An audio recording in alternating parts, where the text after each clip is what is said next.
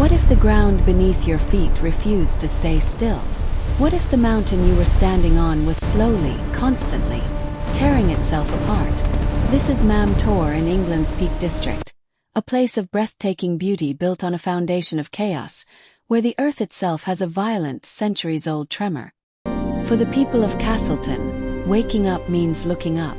Every day, their eyes are drawn to the great ridge that hangs over their village, a constant, silent presence. But this isn't a guardian angel watching over them. It's a sleeping giant with a restless slumber, a mother with a very unstable temper. It starts with a single stone, a whisper of instability. But on Mam Tor, that whisper has been echoing for millennia. The mountain doesn't just stand there. It moves, it crumbles, it sheds its skin in a constant creeping process of decay, earning its nickname, Shivering Mountain, one trembling stone at a time. The secret to the shiver lies in the stone itself. Mam Tor is a geological layer cake of weak shale and stronger sandstone. Rainwater seeps into the shale, turning it slippery, and the heavy sandstone above has nothing left to hold onto. It's a recipe for collapse, written into the very DNA of the peak. For centuries, engineers thought they could tame the shiver. They built a road, the A625, a vital link carved into the mountain's flank. It was a testament to human confidence, a belief that we could pave over nature's tantrums. But the mountain had other plans. In 1979, the mountain stopped shivering and roared. After years of relentless movement, a massive landslip swallowed a huge section of the A625 road, twisting it like a discarded toy. That night, the road didn't just crack. It was permanently erased, a humbling admission that some forces are simply beyond our control. Today, the A625 is a ghost road. It leads nowhere, a broken spine of tarmac slowly being reclaimed by the earth. It's the most visible scar on the mountain's body, a powerful reminder that nature always gets the final move in this ancient game of geological chess. But to only see Mam Tor as a force of destruction is to miss half its story. Because if you make the climb to its summit, you step onto ground that has been sacred to humanity for over 3,000 years. Up here on this shifting peak, our ancestors chose to build a home. This is Mam Tor's hidden heart, a Bronze Age hillfort, built around 3,500 years ago. Imagine the audacity. In a world without power tools or dynamite, a community looked at this unstable, shivering mountain and decided it was the perfect place to raise their families, protect their livestock and watch the world. They lived up here for generations, these ancient people. The ridge is still etched with the platforms where their roundhouses stood, and the trackways they used to descend to the valley below. They must have felt the shivers, heard the rumble of distant landslips, and yet they stayed. Why? The answer is in the view. From this mother mountain you can see everything. You can watch for approaching enemies, spot the movement of herds, and feel a connection to the entire landscape. The risk of the unstable ground was a price they were willing to pay for this perfect, powerful vantage point. But the mountain's memory goes far deeper than human history. To truly understand Mam Tor, you have to think not in years, but in millions. Because the rocks we're standing on contain a secret that predates Britain itself, a ghost story from a world that no longer exists. We are swimming in a warm, crystal-clear tropical sea. Strange, prehistoric creatures swim by, ammonites and crinoids, and we see the sandy seabed below, where layers of sediment are slowly accumulating. 20 million years ago, the Peak District wasn't a landscape of peat and gritstone. It was a coral island, surrounded by a warm, shallow tropical sea. Over eons, those layers of sand and mud were compressed into the shale and sandstone we see today. Then, the great continental collisions that built the supercontinent Pangaea crushed this seabed, folding and lifting it miles into the air. The ocean drained away, and a new mountain was born. You can still see that ancient violence in the cliffs. The rocks aren't lying flat and peaceful. They're tilted, twisted, and fractured, frozen in a moment of colossal stress. Mam Tor is literally a crumpled piece of the Earth's crust, a wrinkle in time from the birth of a continent. And the mountain's secrets don't stop at its surface. Beneath Mam Tor, The earth is honeycombed with caverns. These are the famous show caves of Castleton, and they hold a treasure found in almost no other place on Earth, a mineral that looks like frozen lightning.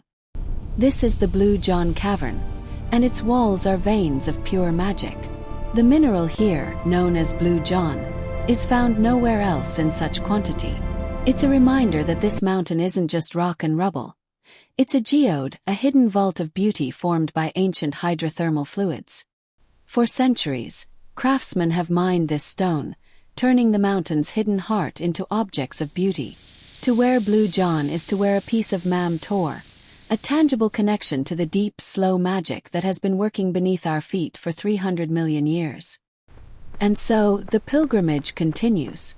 Today, Mam Tor is one of the most popular walks in the entire Peak District, and for good reason. It offers a challenge, a view, and a story, all packaged into a single stunning ridge. Everyone comes for their own reason, but they all share the same path. The climb is a ritual. With every step, the village below shrinks, the valley widens, and the wind grows stronger. You feel yourself leaving the modern world behind, climbing not just a hill, but a timeline, heading towards a summit where ancient Britons once stood and watched the same sun rise. And then you reach the top, and you understand the nickname. You feel the exposure. You look down the shattered eastern face, a vast amphitheater of collapsed rock and debris, a constant visible reminder that this mountain is alive, dynamic, and still moving. The view is thrilling and just a little bit terrifying.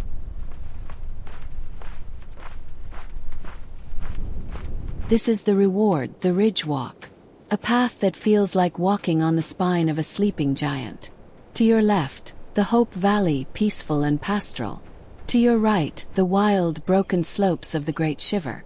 You are the line between order and chaos.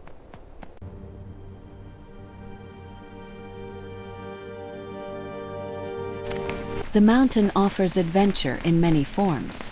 For some, it's a slow, contemplative walk. For others, it's a fast and furious descent on two wheels. They all feel the same thing, though. The unique energy of a place that refuses to be static.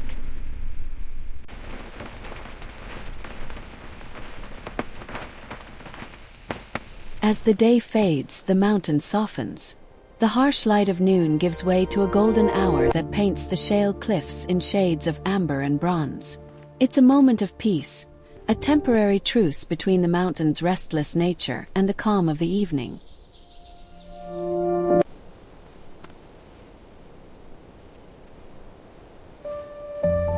And then the sunset.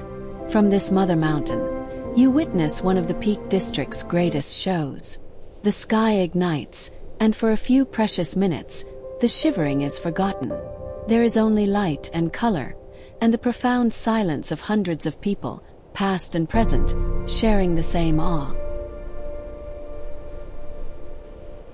But the pilgrimage doesn't stop at sunset. Some come at night, to walk the ridge under a blanket of stars. From the valley, their lights look like fireflies, a reminder that even in darkness, we are drawn to this peak, seeking connection to the vastness above and below.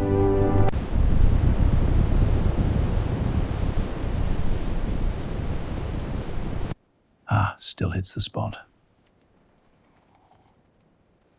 But to truly know Mam Tor, you have to leave the summit.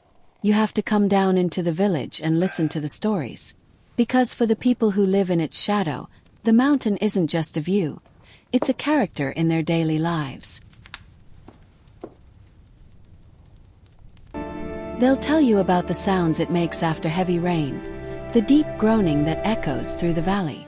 They'll tell you about the patches of fresh, raw rock that appear overnight, proof that the shiver never stops. They live with the knowledge that their guardian mountain is also a potential threat. Nothing like this view to make you feel small. Aye, and these old bones with it. To good health and friendship, and to many more years. That hits the spot. Aye, it does. To us, my friend, and to many more. And yet, they wouldn't have it any other way. Mam Tor defines them. It gives their home its name, its character, its drama. They have learned to coexist with the instability, to respect it, even to love it. The shiver is part of their identity. So the cycle continues. Every dawn, the mountain is remade. A few more stones have fallen, the road is a little more overgrown, and the ancient hill fort stands a little more worn by the wind. Mam Tor is a work in progress, a landscape actively creating itself.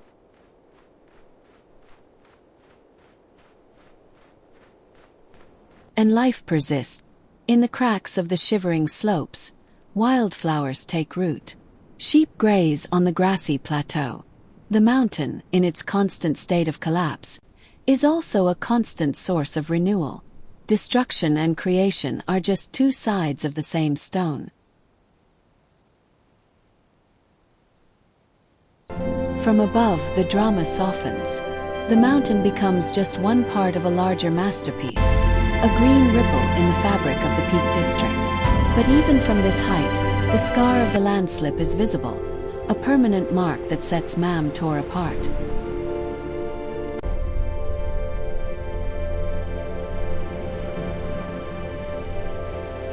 Even the water conspires against it.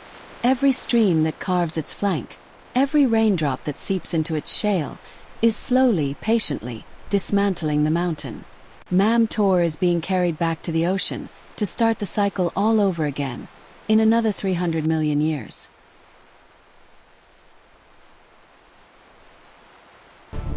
The wind is a constant companion up here. It's the voice of the mountain, a low, persistent moan that drowns out all other sounds. It whips away your words, stings your eyes, and reminds you that you are a visitor in a wild, untamed place. And then the weather turns. The friendly giant becomes a forbidding presence. Rain lashes the slopes, and the mountain seems to hunker down, retreating into itself. This is its true nature. Indifferent, powerful, and utterly unconcerned with the humans scrambling on its back. But the storm clears, and the reward is even greater. The air is clean and sharp, the colors are supersaturated, and a rainbow often bridges the valley, connecting the village to its mountain.